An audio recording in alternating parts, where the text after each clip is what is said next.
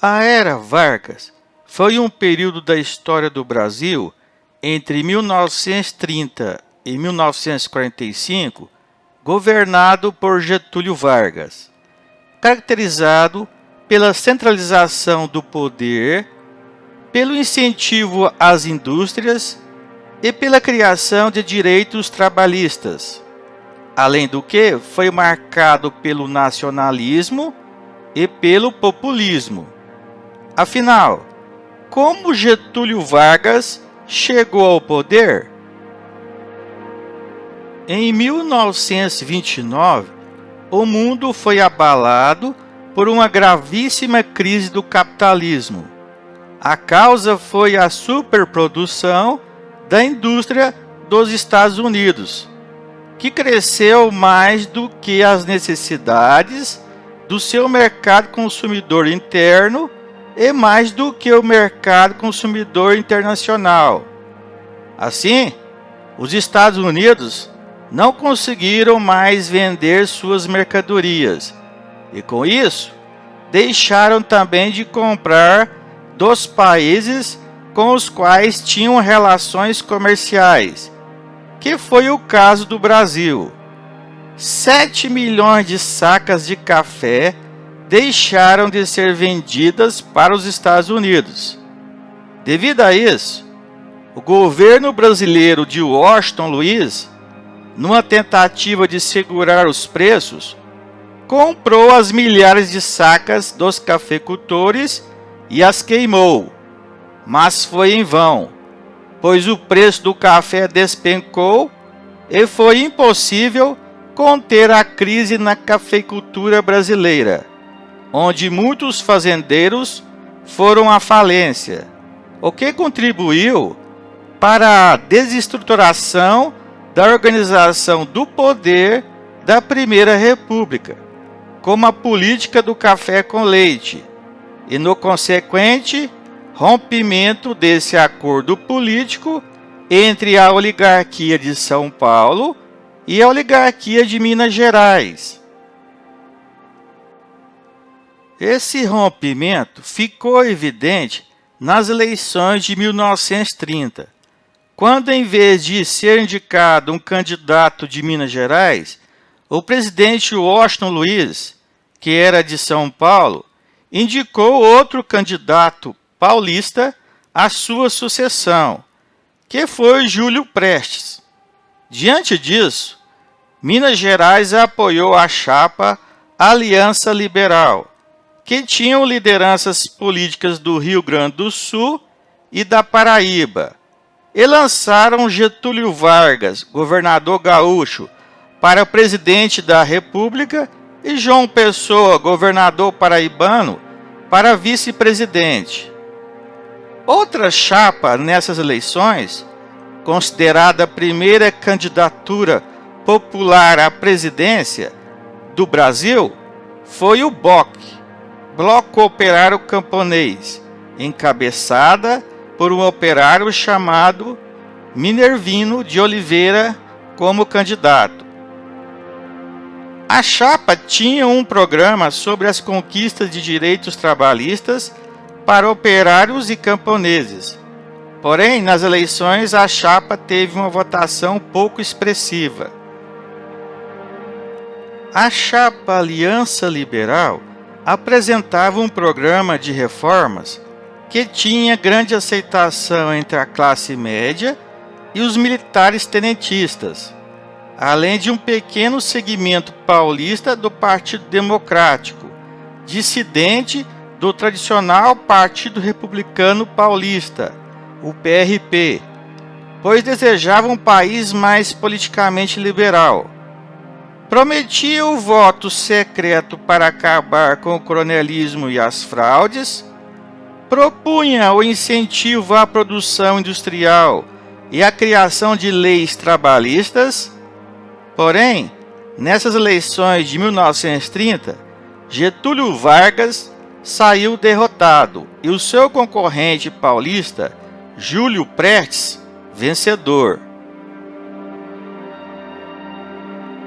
Os líderes da chapa de oposição Aliança Liberal não aceitaram a derrota e acusaram a vitória do paulista Júlio Prestes de fraude. Porém, ambas as chapas usaram a fraude e a violência. E no caso, a de São Paulo foi mais eficiente, talvez por contar com a máquina estatal do governo do presidente Washington Luiz. Diante dessa situação, o clima de revolta aumentava no país, entre operários, militares e camponeses, e ela ganhou força quando João Pessoa foi assassinado, o que uniu a oposição contra o governo. Em outubro, a luta armada estourou no Rio Grande do Sul e espalhou-se por Minas Gerais, Paraíba e Pernambuco. Apoiados pelo exército, os rebeldes, liderados por Getúlio Vargas, partiram do Rio Grande do Sul em direção à capital do Rio de Janeiro, onde encontraria a outra frente rebelde do Nordeste, cujo objetivo era impedir a posse de Júlio Prestes como presidente da República. Frente a essa situação, os militares do Rio de Janeiro, liderados pelos generais Mena Barreto e Tasso Fragoso, reconheceram o avanço da Guerra Civil e depuseram o presidente Washington Luiz, a poucas semanas do fim do seu mandato. O poder foi entregue a Getúlio Vargas, chefe político do movimento, chamado de Revolução de 1930. Será mesmo que foi uma revolução, caros estudantes? Ou foi um golpe de Estado? Assim, no início do seu governo provisório, entre 1930 e 1934, Getúlio Vargas fechou o Congresso Nacional, as Assembleias Legislativas Estaduais e Municipais, anulou a Constituição de 1891 da Primeira República, destituiu os governadores de Estado e nomeou interventores militares ligados ao tenentismo para os governos estaduais. Vargas centralizava o poder e governava mediante decretos-leis criados pelo seu governo. Assim, percebe-se, caros estudantes, que o novo governo não era nada democrático. Getúlio Vargas pretendia, desse modo, desmontar a estrutura política oligárquica da Primeira República. São Paulo, que era agora oposição, exigia do governo Vargas medidas democráticas, e para isso que convocasse uma Assembleia Constituinte para a elaboração de uma Constituição para o país.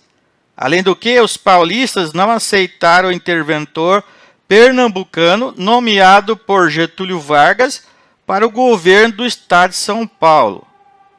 Em maio de 1932, uma passeata de protesto contra o governo federal e contra o interventor varguista terminou com 4 estudantes paulistas mortos pela polícia. Eram os estudantes Martins, Miragaia, Drauzio e Camargo. A tensão política aumentou. As iniciais dos nomes dos estudantes formariam MMDC, que se tornou símbolo do movimento constitucionalista. Diante disso, o Estado de São Paulo declarou guerra ao governo Vargas. Assim, em julho de 1932, explodiu a chamada Revolução Constitucionalista. São Paulo reuniu armas e 30 mil homens para lutar contra o governo federal. Na verdade, a oligarquia paulista, ligada ao Partido Republicano Paulista, o PRP, queria voltar ao poder e reviver a Primeira República. Porém, nessa guerra, São Paulo ficou isolado do resto do país, contando apenas com a Aliança de Mato Grosso. E com isso, as tropas paulistas foram derrotadas após 3 meses de combate.